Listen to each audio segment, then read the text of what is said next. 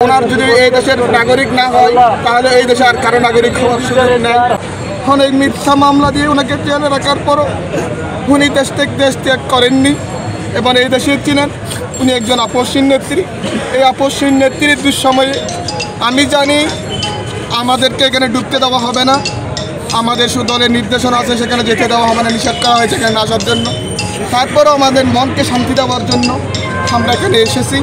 শুধু নেত্রীকে যদি দেখতে না পারি, নেত্রীর যে স্থানটা আছে কীভাবে আছে সেটা যদি পুরোপুরি না জানি, নেত্রীর সাথে কারা যোগাযোগ করতে হতো সেই দৃশ্যটা হলো চোখে দেখব।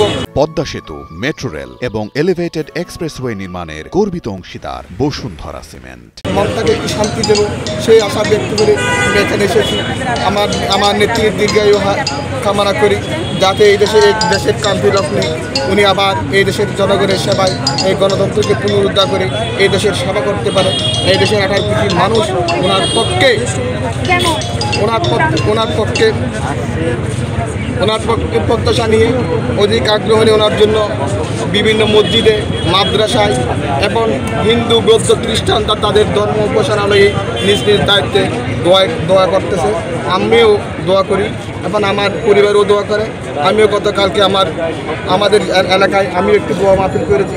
এখানে এসেও আমি দোয়া করি যাতে আমার নেত্রীর হায়াত বৃদ্ধি করে দেয়, এই দেশের সেবা করতে পারে, এই আশা ব্যক্ত করি। উনি হচ্ছেন, অনেকে অনেক রকম প্রশ্ন করেছে উনি দেশের নাগরিকতা নেয় বা ওইখানে কোনো বড় দৃষ্টি নেই। আমার প্রশ্ন হচ্ছে এটাই, উনি একজন এই দেশের রাষ্ট্রপতির সন্তান, উনি একজন স্বাধীনতার ঘোষকের সন্তান, উনি একজন 3 বারের প্রধানমন্ত্রীর সন্তান। ওনার যদি এই দেশের নাগরিক না হয় তাহলে এই দেশে আর কারো নাগরিক হওয়ার সুযোগ নেই। এই দেশের নাগরিকত্ব পাওয়ার অধিকারই উনি রাখেন। ওনার মতো নাগরিকত্ব যদি ওনাকে নাগরিকত্ব ফিরিয়ে দিয়ে উনি যদি সম্মানে এসে এই দেশের মানুষ ওনার জন্য অপেক্ষা করতেছে, অধীর আগ্রহ নিয়ে বসে আছে। আমার নেতা ভারপ্রাপ্ত চেয়ারম্যান জনাব তারেক রহমান আসতেছে, সেই সংবাদটা যদি আমাদের দলের পক্ষ থেকে কোনো দিন প্রচার করা হতো বা কোনো সুযোগ থাকতো সরকারের মাধ্যমে প্রচার করা হতো, তাহলে আমার মনে হয় এখানে জনসমুদ্র হয়ে যেত।